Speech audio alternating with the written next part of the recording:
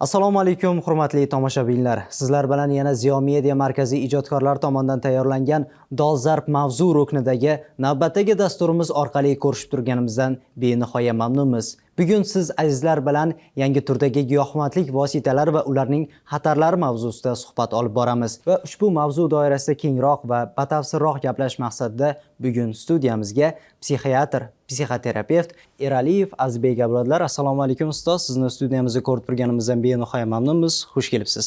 Va alaykum assalom. Xush ko'rdik. Taklif qilganlaringiz uchun rahmat. Azizbek, statistik ma'lumotlarga qaraganda dunyoda 500 milliondan ortiq aholi aynan giyohvandlik vositalarining changaliga ilingan. Va bularning aksariyat qismi 30 yoshgacha bo'lgan yoshlarga ta'sir qilmoqda. Azizbek, shu o'rinda savol bermoqchiman. Bugungi kunda aynan giyohvandlik vositalarining qanday turlari bor va ularning yoshlar ongiga qanday ta'sirlari mavjud? Bu mavzuni boshlashdan oldin bitta narsaga kichkina ilova qilib ketmoqchi edim. Meni soham psixiatr. Bu meditsinani yo'nalishi ruhiy kasalliklar bilan ishlaydi.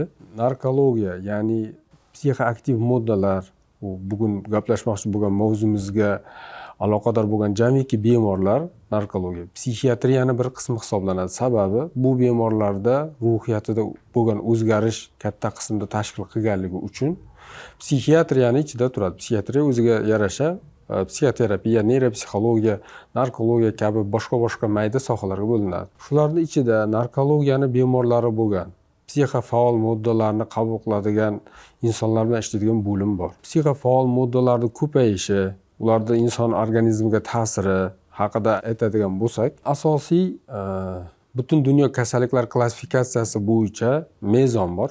Oxirgi 11-taqrizida yer yuzida hamma meditsinani vakillari qo'llaydigan klassifikatsiyada qaramlik, addiksiyani chaqiradigan, u xoh psixoaktiv modda bo'lsin, xoh u sintetik bo'lsin, xoh oxirgi paytda kompyuter o'yinlari yoki internetga qaramlik bo'lsin, 3 tagina asosiy mezoni bor. Birinchisi, bu tartibda yo'qolish. Tartibda yo'qolishi o'sha moddani qabul qilish uchun o'sha moddani qabul qilish jarayoni umuman tartibda yo'qotadi. Ya'ni bemor shu narsani qabul qilish uchun o'qishdan ham, ishdan ham voz kechish mumkin. Ikkinchi asosiy belgisi bu boshqa insoniy omillardan ustun bo'lib qolishi. Ya'ni insonni ovqatlanish, dam olish, hordiq chiqarish, farzandlar bilan, ota-ona bilan, kasbi bilan bog'liq bo'lgan ishlari bor. O'sha narsalardan ustunligi ortib boradi. Shu narsani qabul qilish uchun ishidan ham, oilasidan ham, misol uchun uyqusidan ham voz kechishga tayyor bo'ladi. Va uchinchi asosiy belgisi, endi buni qabul qilayotgan, xoh u yengil turi bo'lsin, xoh u og'ir turi bo'lsin, qabul qilishni boshlaganda bu ishi oqibatidan yuzaga kelayotgan oilasidagi muammo, ishidagi muammo, tanasida bo'layotgan sog'lig'idagi muammoga qaramasdan to'xtamaydi. Hattoki unga ba'zan huquq tartibot organlari tomonidan jazo qo'llangan taqdirda ham chiqib yana qilaveradi. Mana shu 3 ta narsa bormi, bu insonda qaramlik bor. U tashqi ko'rinishdan kasalligi bilinmasligi mumkin, qolgan turdagi psixiatriya bemorlariga o'xshab, lekin u kasal bo'ladi. Endi bu narsani qabul qilish uchun boyagi 3 ta mezon chiqdimi, endi uni ham tanasida, ham jamiyatga aloqador bo'lgan boshqa belgilar yuzaga keladi.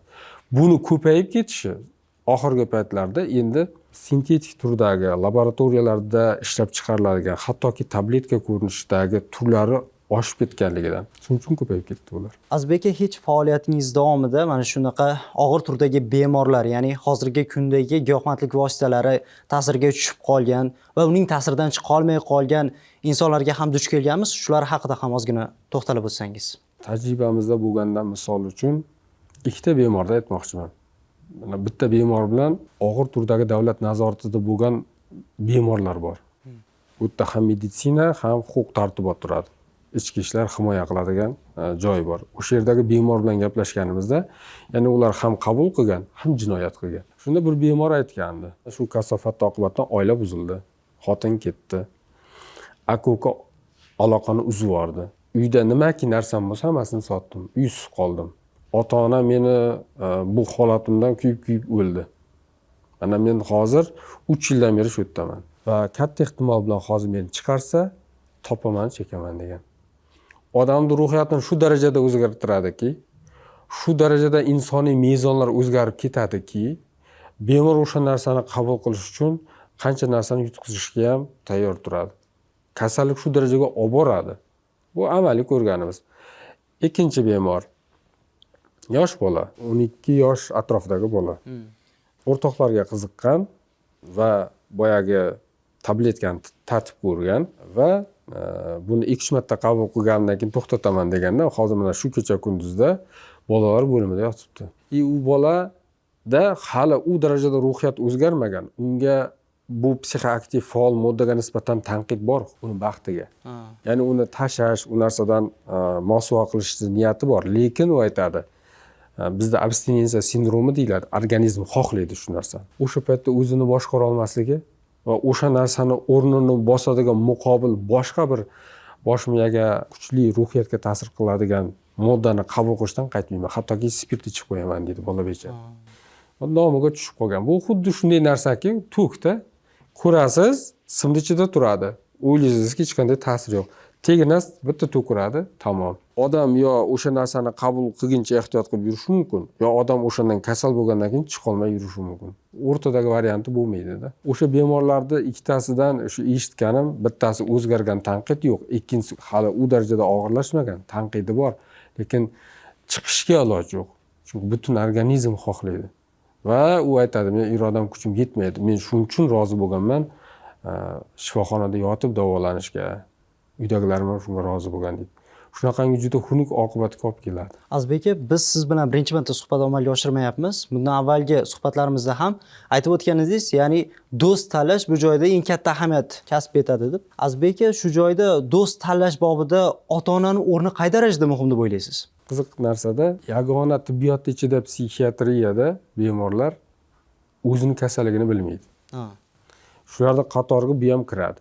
Ya'ni shu narsani qabul qiladi, bu narsa unga oilasiga, hayotiga, tanasiga zararligini bilmaydi. O'shanda u narsani, ya'ni qabul qilayotgan u xoh tabletka ko'rinishida bo'lsin, xoh sigareta ko'rinishida bo'lsin, xoh boshqa ko'rinishda bo'lsin, qabul qilayotgan zararli ekanligini uni atrofdagilar biladi. Qancha bemorni atrofdagilar, u ko'p muloqotda qiladigan do'sti, ko'p o'sha ko'rishadigan ota-onasi qanchalik sergak bo'lsa, qanchalik bu holatga nisbatan ularda tanqidiy munosabat kuchli bo'lsa va ularda ozgina bo'lsa ham tibbiy ong rivojlangan bo'lsa, bu narsani juda erta bosqichda aniqlash mumkin. Hattoki yanada oddiy qilib aytsam, agar ota-ona do'stda bu narsaga nisbatan fikr bo'lsa, buni profilaktikasi o'zi shundoq ham kechadi.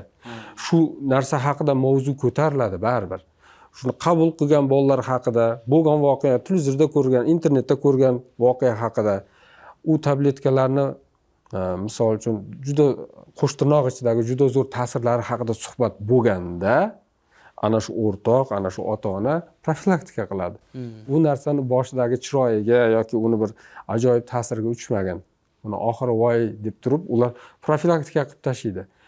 Shundan bilamizki, ota-ona, ayniqsa yonida yuradigan do'stning ahamiyati katta, agar ular qanchalik tibbiy bilimga ega bo'lsa va qanchalik bu narsani zarari haqida fikrga ega bo'lsa, shuning uchun ahamiyati juda katta. Chunki biz kuzatganimiz ham qanchalik ota-ona sergak bo'lganlari erta bosqichda olib keladi.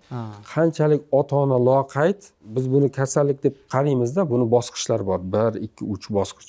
Kasallik keyingi bosqichga o'taveradi. Misol uchun 5 marta qabul qilibdi, 3 marta qabul qilibdi, 6 oydan beri chekibdi, 1 yildan beri ichar ekan o'sha tabletkani deyish mumkin muddat sifatida.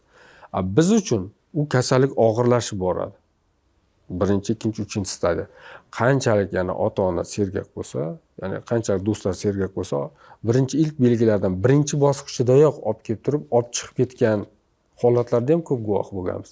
Qanchalik loqayd, tamomila bemor og'ir darajaga tushib bo'lgan, endi unga juda yordam berish qiyin bo'lgan vaqtda kelgan holatlar ham bo'ladi. Shunda atrofdagilarda ham ahamiyati bor. Azizbek aka, bugungi kunda xuddi shunaqa yangi turdagi psixotrop moddalarning qanday turlari keng tarqalyapti? Misol uchun Spice bor. Spice bu gashish nashani ozgina sun'iy sintetik laboratoriya orqali ishlangan va qulay variant. Xuddi shunga o'xshab ta'sir beradi. Faqat haqiqiy nashadan ikkitagina farqi bor. Birinchi, uni yetkazish, olib borish usuli uchun u qulay shaklda, tabletka ko'rinishida yoki qandaydir bir sertifikati, qo'shtirnoq ichida sertifikati bor ko'rinishda bo'lishi mumkin. Va ikkinchisi, narkolog vrachlar bor, ustozlarimiz bilan gaplashsangiz ham bilasiz. Sintetik turdagi, tabletka turdagi psixofaol moddalarning ta'siri ularda olinayotgan avlodlaridan ko'ra kuchli va kasallikni og'ir bosqichga tez yuboradi. Buni qanday tushuntirish mumkin? Odatan bemor 1 yil davomida qabul qilsa, u birinchi darajadan ikkinchi bosqichga o'tadi, kasallik og'irlashadi desa, sintetik tabletka qabul qilgan odam 1 yilda 3-bosqichga kelyapti. O'sha tomoni dahshat. U o'zi qulaydi, tarqalishi, berilishi qulaydi. Ikkinchidan tez og'irlashtiradi. Biz misol uchun bemorda ruhiy kasalliklar shifoxonasida psixotik o'zgarish beradi. Ruhiyati o'zgarib, ko'ziga narsalar ko'rinib, tovush eshitadigan darajaga yetadi.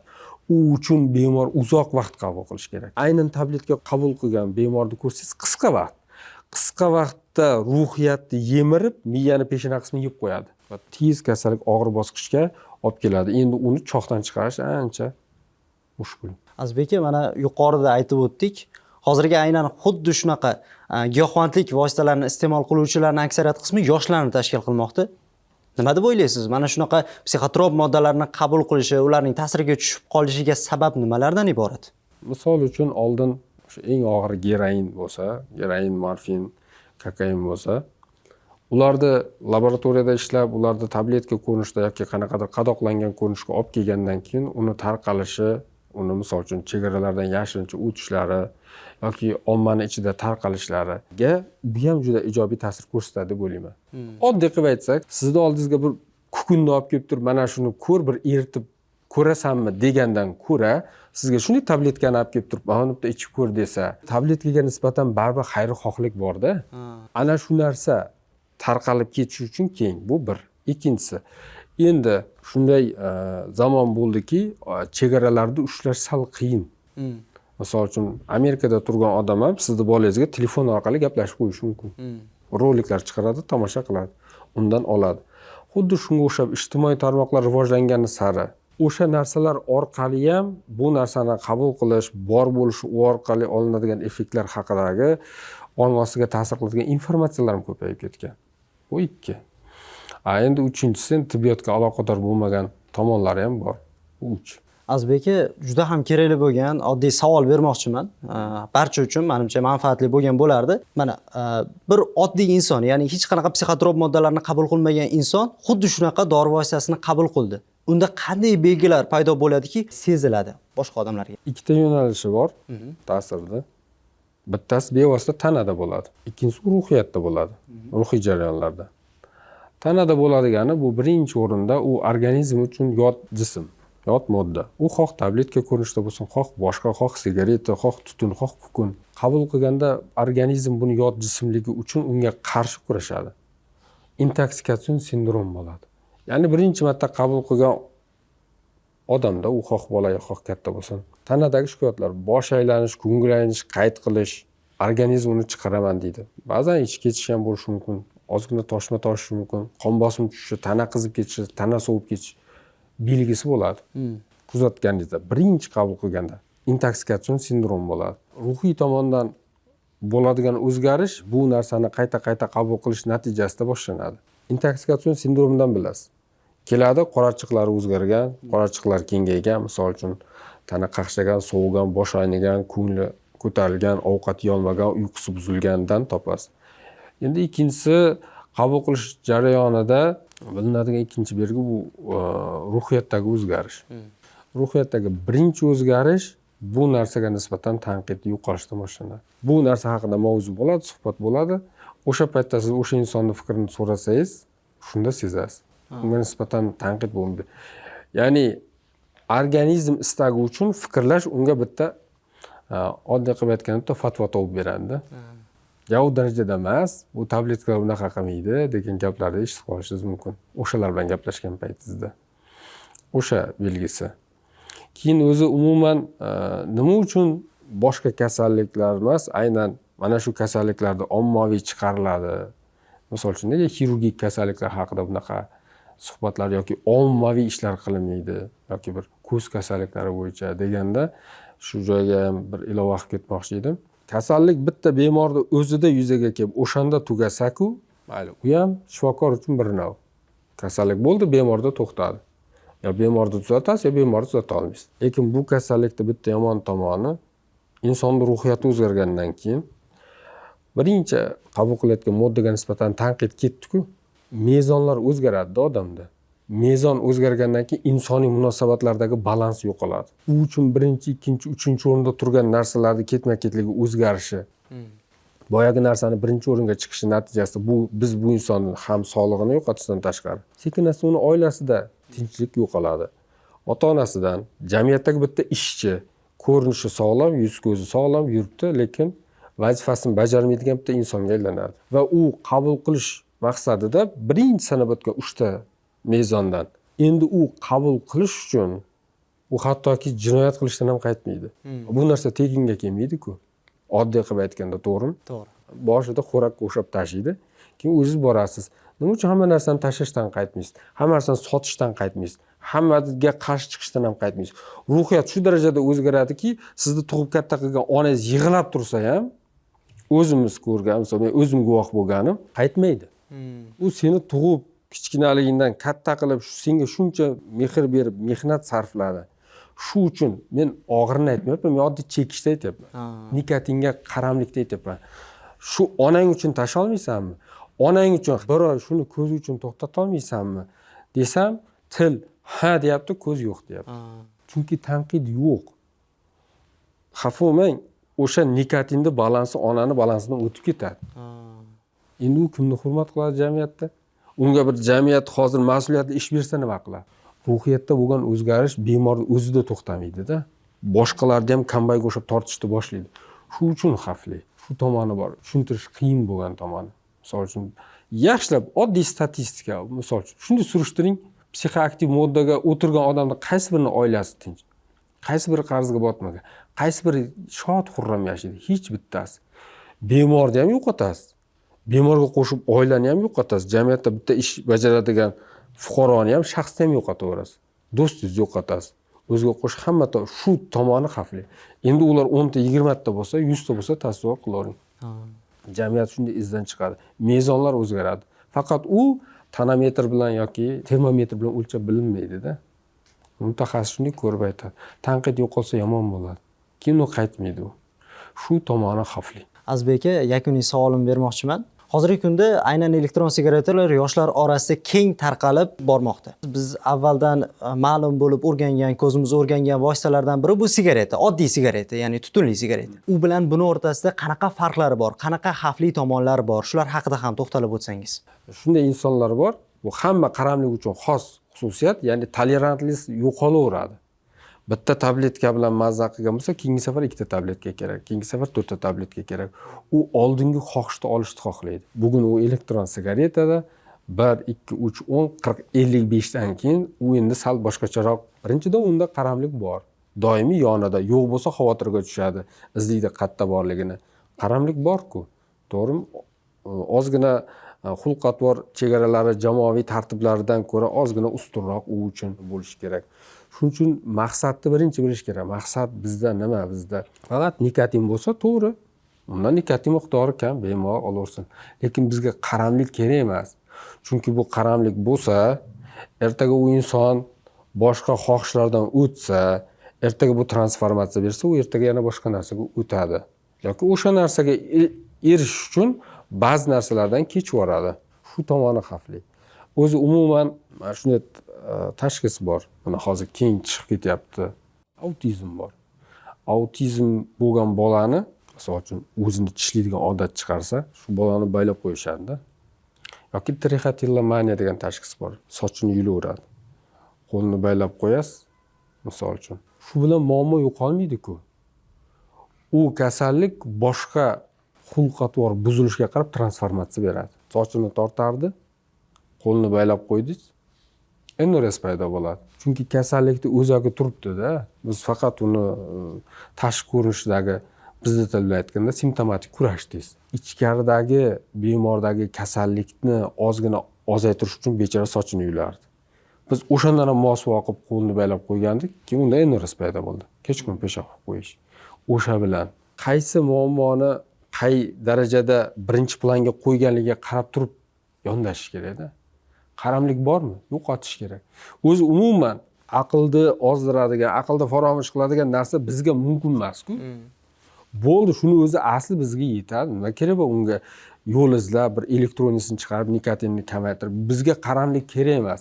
Bizga o'sha narsani qabul qilish uchun unga mas'ul bo'lgan insonlarni yo'qotib qo'yadigan inson bizga kerak emas-da, to'xtatish kerak. Denzel Washingtonni taniysizmi? Shuni kinosi bor, ekipaj. Samolyot haydaydi, ichadigan bo'ladi. Ko'rganmisiz? Avariya bo'ladi. O'sha kuni ichib chiqqan bo'ladi. Ichib chiqqan bo'ladi. Samolyotni aviakompaniyani aybi tufayli, uni bir qanoti ishlamasligi tufayli samolyotni u teskari uchirib qo'ndiradi. Juda kam talofat qiladi. Kinoni ko'rsangiz aytadi, biz mulyash qildik, boshqa uchuvchilar bilan mulyash qildik. Keyinchalik hech kim bu natijaga erishmabdi deydi. Oxiri qamaladi, oxiri ichganini tan oladi. Shukurki, o'sha obrazdagi Denzel Washington 3-darajadagi qaramlikka o'tmagan. 3-darajadagi qaramlikka o'tgandan keyin unda umuman psixoaktiv modda uchun umuman tanqid qolmaydi. U ishni yomon demaydi, tili bilan yomon deydi. Umuman tanqid qolmaydi. Va Denzel Washingtonni qamashadi. Vijdoni chidamaydi, tan oladi, ichganman deydi. Shunda nima ayb qo'ygan bo'ladi shuni qamalish uchun? Ichgan bo'lsa ham to'g'ri boshqardi. İnsonlarni saqlab qoldi. Juda kam talofat qildi. Nima deydi bilasizmi? Meni jamiyat ishonchini oqlamaganlik kodeksi bilan qamashdi deydi. Jamiyat ishonchini oqlamadim, men haqiqatan u ishni qamasligim kerak edi deydi. Bu narsani to'g'ri tushunish kerak-da, misol uchun shifokor sifatida aytyapman-da. Buni boshqa tomonlari ham bor. Bizga bu narsa ichgan bilan nima bo'libdi? Bitta tabletka qilgan bilan o'zgarmabdi-ku. Buncha qattiq turaveradi, buncha hammani ovora qilaveradi degan odamni ham eshitganman. U narsa umuman noto'g'ri narsa. Biz uchun jamiyat ishonchini poymol qiladigan kichkina narsa, u hattoki elektron sigareta bo'lsa ham kerak emas. U meni fikrim, shaxsiy fikrim. Chunki bir kun qaramlik chaqiradi, qaramlik bir kun transformatsiya beradi, bir kun jinoyat qiladi. Uni boshidayoq yo'q qilgan ma'qul. Azbek aka, avvalambor bugungi tashrif uchun va qolaversa mazmunli suhbat uchun Ziyo Media markazi ijodkorlar nomidan o'zimizni cheksiz minnatdorchiligimizni izhor qilamiz. Aziz muxlislar, sizlar bilan bugun giyohvandlik va uning xatarlari mavzusida suhbat olib bordik. Xayr, salomat bo'ling.